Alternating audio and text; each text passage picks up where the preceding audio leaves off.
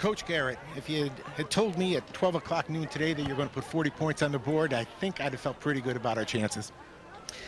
Well, the guys really competed hard, and the second half we just gave up some big plays, and you can't. It's hard to recover from that. Okay, and really proud of how our guys competed right to the bitter end, so we'll get the things corrected and on to next week. Yeah, that was going to be my question about the defense. Before we do that, though, in that first half, I don't know if you guys ignited the crowd or the crowd ignited you, but I heard a kind of excitement in this stadium that is something for us to really look forward to when you can play that way. Well, proud of the way the guys played for 3 weeks now. They believe they can win.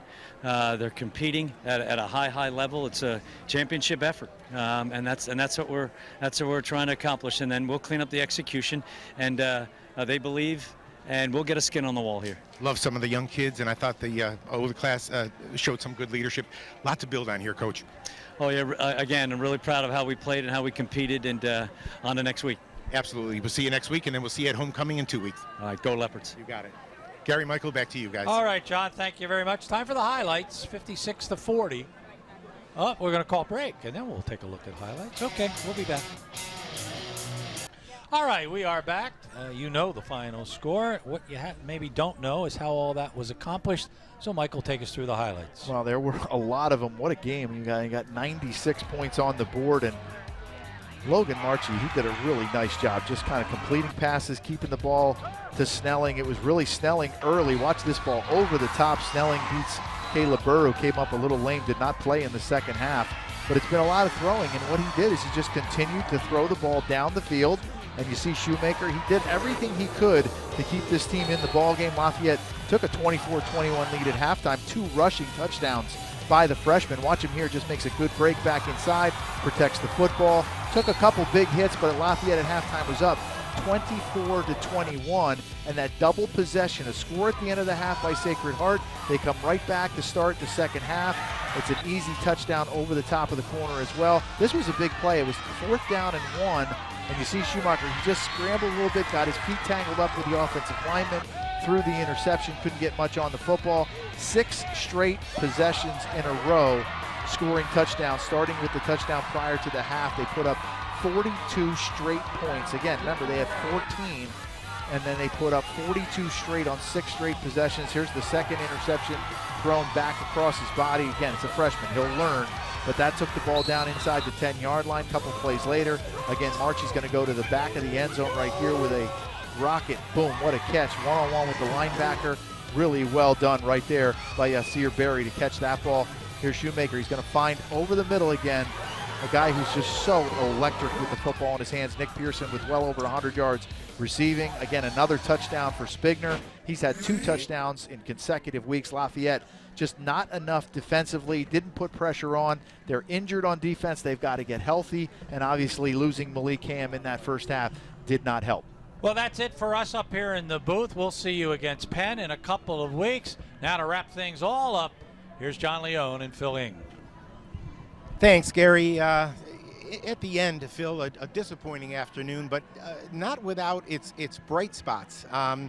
John Garret, when he first got here, talked about one of the components to a winning team is being explosive. Yep. And I think today what we saw was Sacred Heart's explosiveness yeah. really taking advantage of us. Yeah, I mean, I think that's really what killed us. You know, we had so many big plays. We also talked about, I think, between just you and I, the little things, doing the little things well. You know, we came out first, that missed interception. Then we obviously we roughed the kicker. That totally turned that around where we could have gone into halftime, with a lead, with a bigger lead, and then we just gave up too much, too many big plays in the second half. Yeah, when you talk about coaches breaking down film, and Phil, you and I are so close to the action, you hit your nail on the nail on the head immediately. Lafayette scored first. We forced the punt.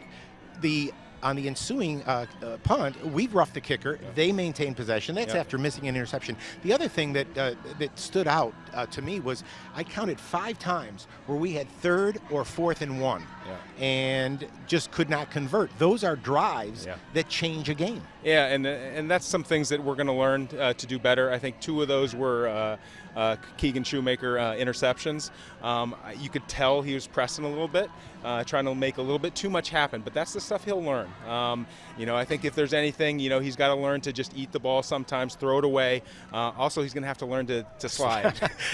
Well, Gary Laubach disagreed with me just a tad, but at the end, I mean, there are times it's almost like it's such a strength of his. He's got great feet. He's fearless, but sometimes discretion is the better part of valor. Absolutely. And I'd love to see this kid play all the time. And he's such a talented player. So, again, one of the real positive points, yes. We saw Joe Gillette, we saw Keegan Schumacher, we saw John Gay. I mean, there are some skill position people. And in the first half, Phil, our offensive line was protecting very, very well. Yes, and actually I'm glad you said that, because I did want to give props to the O-line, because they came in here. I think we had 10 sacks in the first 2 games. They protected very well, especially that left side. You got those two freshmen, the Alex Barsheba and Nathan Slater. So they did very well.